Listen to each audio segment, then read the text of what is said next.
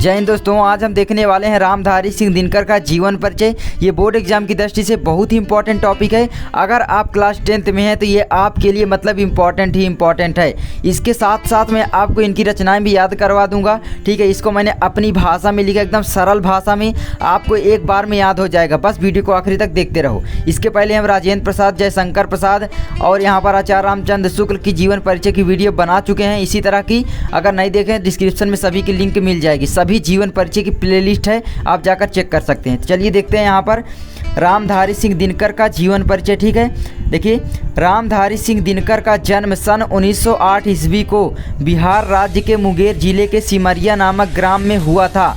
तो यहाँ पर आप ध्यान रखिए कि रामधारी सिंह दिनकर का जन्म, ठीक है, सन 1908 ईस्वी को हुआ था। कहाँ पर हुआ था? बिहार में हुआ था। अब बिहार के भाई कोई जिला होगा, तो जिला कौन सा था? आपका मुंगेर था। ठीक है, बिहार राज्य के मुंगेर जिले के एक गांव होगा, मतलब सिमरिया नामक ग्राम में हुआ था। इस तरह आप कहानी के तौर पर याद करेंगे, आसानी से याद हो जाएगा। देखिए आगे है, इनके पिता का नाम रवि सिंह था। किसी से रिलेट कर लो, आपका दोस्त हो या कोई हो आपके अगल बगल रवि कोई, तो इनके पिता का नाम रवि सिंह तथा माता का नाम मनरूप देवी था। ठीक है, तो इस तरह से याद कर लो कि इनके पिता का नाम रवि सिंह तथा माता का नाम मनरूप देवी था।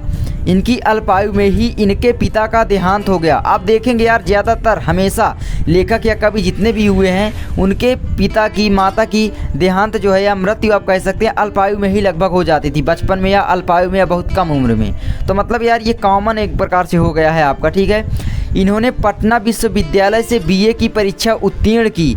पारिवारिक कारणों के कारण ये आगे नहीं पढ़ सके। देखो इन्होंने पटना, देखिए बिहार की राजधानी, अरे वो सॉरी, बिहार की जो है क्या है, पटना है। ठीक है, अब बिहार के पटना से क्या किया? विश्वविद्यालय से बीए की परीक्षा उत्तीर्ण की। ठीक है, बिहार की भाई राजधानी क्या है? पटना ही तो है। तो भाई बिहार की राजधानी जब पटना है तो यहाँ पर विश्वविद्यालय से बीए की परीक्षा उत्तीर्ण करेगी कि नहीं भाई? पटना से। ठीक है, अब देखो पारिवारिक कारणों के कारण ये आगे नहीं पढ़ सके। भाई पारिवारिक कारण क्या था कि इनके पिता का देहांत हो गया था, अतः नौकरी में लग गए। अब पिता का देहांत हो जाएगा तो इन्हें ही तो नौकरी करना पड़ेगा कि नहीं करना पड़ेगा? भाई पैसे कमाने के लिए, जीवन यापन करने के लिए कुछ काम तो करना ही पड़ेगा भाई, कोई देने वाला था नहीं। अब देखो आगे है, कुछ दिनों तक इन्होंने प्रधानाचार्य के पद पर कार्य किया। भाई ये प्रधानाचार्य हो गए जिस स्कूल से पढ़े थे, बस इस तरह लिख सकते हो। ठीक है, कि कुछ दिनों तक इन्होंने प्रधानाचार्य के पद पर कार्य किया।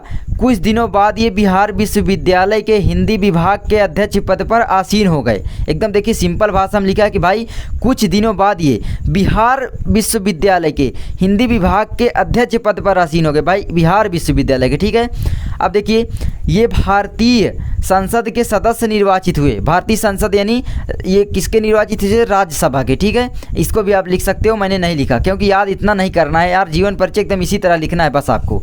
कुछ समय के लिए ये भागलपुर विश्वविद्यालय के उपकुलपति भी रहे। आप इसको याद करें या ना करें, छोटा सा लिखना है 2 नंबर के लिए। ठीक है, इसके बाद भारत सरकार के या विभाग में, यानी भारत सरकार के हिंदी विभाग के आप कह सकते हो सलाहकार के रूप में कार्य किया। इस तरह से कह सकते हो, या जो लिखा है इसके बाद भारत सरकार के गृह विभाग में हिंदी सलाहकार के रूप में हिंदी की सेवा की। इस तरह भी लिख सकते हो भाई, किसी भी तरह, मतलब लिखने के बहुत सारे तरीके हो सकते हैं। आगे है, देखिए आगे, इनके उर्वशी नामक काव्य रचना पर इन्हें 1 लाख का ज्ञानपीठ पुरस्कार प्राप्त हुआ। सॉरी बोलने में थोड़ा दिक्कत हो जाती है। ठीक है, अब देखिए भागलपुर विश्वविद्यालय द्वारा इन्हें डिलीट की उपाधि द्वारा सम्मानित किया गया। भाई भागलपुर विश्वविद्यालय से इन्हें क्या किया? पहले देखिए कुछ समय के लिए भागलपुर विश्वविद्यालय में उपकुलपति रहे। ठीक है, उपकुलपति रहे, और फिर भागलपुर विश्वविद्यालय द्वारा ही इन्हें डिलीट की उपाधि भी प्रदान की गई थी। ठीक है, अब देखो इन्होंने अब देखिए डिलीट की उपाधि के बाद क्या हुई? इन्हें पद्म भूषण की उपाधि से सम्मानित किया। भाई पद्म भूषण कौन देगा? तो भारत सरकार देगा।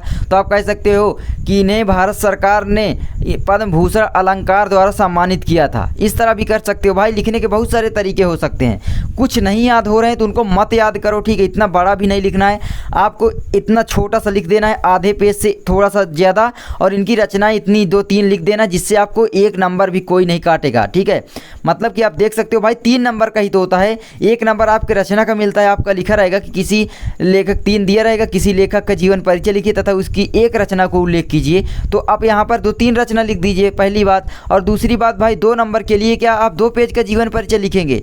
भाई 1 पेज से थोड़ा सा कम लिख दो, तब भी उतना ही नंबर मिलेगा। मतलब एक पेज को आप 3 नंबर मान के चलिए, ठीक है। इस तरह से आपको लिखना है, तो आप इसको लिख लीजिए। अब इनकी प्रमुख रचनाएं देखिए, मैं याद करवा देता हूँ। संस्कृति के 4 अध्याय, संस्कृति के 4 अध्याय इनका क्या था, संस्कृति ग्रंथ था, ठीक है। अब देखिए यहाँ पर लिखा ही है। अब देखिए रेणुका हुंकार, ये क्या था इनका, कविता ग्रंथ। क्या था, रेणुका हुंकार कविता ग्रंथ। अब देखो काव्य संग्रह क्या था भाई, कविता का मतलब काव्य भी एक प्रकार से आप कह सकते हो ना, काव्य के रूप में ही था। अब देखो काव्य संग्रह क्या था, काव्य संग्रह इनका था कुरुक्षेत्र, ठीक है। ये महाकाव्य था। कोई पूछ ले कि भाई रामधारी सिंह दिनकर का महाकाव्य क्या है, तो भाई कुरुक्षेत्र है। अब देखो इनका काव्य ग्रंथ क्या है, रश्मिरथी और उर्वशी इनके प्रमुख काव्य हैं। इस तरह तो बहुत सारी रचनाएं मैंने इंपॉर्टेंट लिखवाए, ताकि आपके अगर जो पहले रचनाएं पूछी जाती उनमें आ भी जाए तो आप इस तरह पूरा कर लो। जैसे मान लो पूछ लिया कि कुरुक्षेत्र किस विधा की रचना है, तो लिख दोगे महाकाव्य रश्मिरथी किस विधा की रचना है, भाई काव्य संग्रह है। और या पूछ ले कुरुक्षेत्र किसकी रचना है, तो आप रामधारी सिंह दिनकर, रश्मिरथी किसकी रचना है, रामधारी सिंह दिनकर, उर्वशी किसकी रचना, रामधारी सिंह दिनकर। तो इसीलिए मैं रचना अलग अलग लिखा करता हूं हमेशा, ताकि आपको हर तरीके से, हर दृष्टिकोण से मदद मिले, हर एंगल से आपको जानने को मिले। इसलिए दोस्तों इसको मैंने लिखा था। तो आप लिख लीजिए रामधारी सिंह दिनकर का यही था। बस इस तरह से आपका ये तैयार हो गया। आई होप आपको वीडियो समझ में आया होगा। अगर आया है तो लाइक करें, चैनल पर नए हो तो चैनल को सब्सक्राइब करें। देखिए भाई ये आपके काव्य में है, गद्य में नहीं है, पद्य में है, ठीक है। तो इसको याद कर लो। महादेवी वर्मा का भी याद कर लो। सूरदास खान का हम बनाने वाले हैं, महादेवी, सब कुछ जीवन परिचय आपको इसी तरह बनाएंगे। तो हमारे साथ बने रहें, मिलते हैं नेक्स्ट वीडियो में यार। और देखिए एक बार मैं आपको फिर से दोहरा दूं कहो तो, चलिए दोहरा ही देता हूं, फिर से याद करवा दूं, थोड़ा सा बने रहो वीडियो में। देखिए रामधारी सिंह दिनकर का जन्म सन 1908 ईस्वी को बिहार राज्य के मुंगेर जिले के सिमरिया नामक ग्राम में हुआ था। भाई रामधारी सिंह दिनकर का जो जन्म हुआ था वो 1908 ईस्वी को हुआ था। और कहाँ पर हुआ था, तो बिहार में हुआ था। और बिहार का एक जिला होगा भाई मुंगेर नामक जिला में, और मुंगेर नामक जिला का एक गांव होगा तो सिमरिया नामक गांव में हुआ था। इस तरह से याद करो। अब देखो इनके पिता का नाम रवि सिंह, मतलब इनके पिता का नाम रवि सिंह था, तथा माता का नाम मनरूप देवी था। अब देखो इनकी अल्पायु में ही, देखिए इनकी अल्पायु जब इन बहुत छोटे थे, आप कह सकते हो जब ये बहुत छोटे थे तभी इनके पिता की मृत्यु हो गई, इस तरह भी लिख सकते हो, ठीक है। इनकी अल्पायु में ही इनके पिता का देहांत हो गया। अब देखो आगे है, इन्होंने पटना विश्वविद्यालय से बीए की परीक्षा उत्तीर्ण की, मतलब कि पटना विश्वविद्यालय से बीए की परीक्षा उत्तीर्ण की। पारिवारिक कारणों के कारण ये आगे नहीं पढ़ सके। भाई इनके पिता का देहांत हो गया जल्दी, तो ये भाई पढ़ पाएंगे? आप ही सोचो, आपके अगल बगल कोई छोटा लड़का होगा तो उसको भाई कमाने के लिए जाना पड़ेगा। तो अब देखो कमाने लगे, ये क्या करने लगे कि भाई नौकरी करने लगे। देखिए पारिवारिक कारणों के कारण ये आगे नहीं पढ़ सके, अतः नौकरी में लग गए, नौकरी करने लगे, ठीक है। इसी तरह तो होगा भाई। लेकिन हाँ ये पढ़ना नहीं छोड़ा, मतलब कि नौकरी भी करते रहे, पढ़ते भी रहे, तभी तो इतने महान लेखक कवि बने हमारे, ठीक है। अब देखो हम इसका जीवन परिचय याद कर लें, आप सोचो, ठीक है। कुछ दिनों तक इन्होंने प्रधानाचार्य के पद पर कार्य किया। भाई प्रधानाचार्य के पद पर कार्य किया, आपके जो प्रधानाचार्य उनसे रिलेट कर लो कि भाई रामधारी सिंह दिनकर हैं वो, ठीक है। अब देखो कुछ दिनों बाद ये बिहार विश्वविद्यालय के हिंदी विभाग के अध्यक्ष पद पर आसीन हो गए। इसको कैसे याद करोगे, इन्हीं से ट्रिक लगाना है आपको। भाई ये जब पैदा हुए तो कहाँ हुए, बिहार राज्य में, तो भाई इस तरह याद कर लो कि बिहार राज्य के विश्वविद्यालय के, बिहार विश्वविद्यालय के हिंदी विभाग के अध्यक्ष पद पर आसीन हो गए। भाई हिंदी का जीवन परिचय याद कर रहे हो तो हिंदी में ही तो ये कुछ किए होंगे, मतलब थोड़ा कॉमन सेंस लगा लिया करो। अब देखो आगे है, ये भारतीय संसद के सदस्य निर्वाचित हुए, मतलब किसके, राज्यसभा के, याद कर सकते हो वरना कोई ज़रूरत नहीं है। कुछ समय के लिए ये भागलपुर विश्वविद्यालय के लिए उपकुलपति भी रहे। भाई इसको मैंने लिख दिया है, आप मत याद करो, करना नहीं है तो इतना बड़ा लिखने की ज़रूरत भी नहीं है। इसके बाद भारत सरकार के गृह विभाग में हिंदी सलाहकार के रूप में हिंदी की सेवा की, ठीक है। इनके उर्वशी नामक काव्य रचना पर इन्हें 1 लाख रुपए का ज्ञानपीठ पुरस्कार प्राप्त हुआ। भागलपुर विश्वविद्यालय द्वारा इन्हें डिलीट की उपाधि प्रदान की गई या सम्मानित किया गया। इन्हें पद्म भूषण अलंकार से भी सम्मानित किया गया। आप कह सकते हो भारत सरकार द्वारा इन्हें पद्म भूषण अलंकार से सम्मानित किया गया। डेट मैंने नहीं लिखा है क्योंकि आपको डेट याद करना नहीं है, बस जन्म की और मृत्यु की याद करना है। अब देखो इनकी मृत्यु सन 1974 ईस्वी को हो गई। जन्म कब हुआ था, 1900 कब हुआ था, 8 ईस्वी को, और मृत्यु 1974 ईस्वी को हो गई। पिता का नाम क्या था, तो रवि सिंह था। माता का नाम मनरूप देवी था, ठीक है। प्रधानाचार्य कहाँ थे, तो प्रधानाचार्य कहाँ थे, भागलपुर में थे, ठीक है।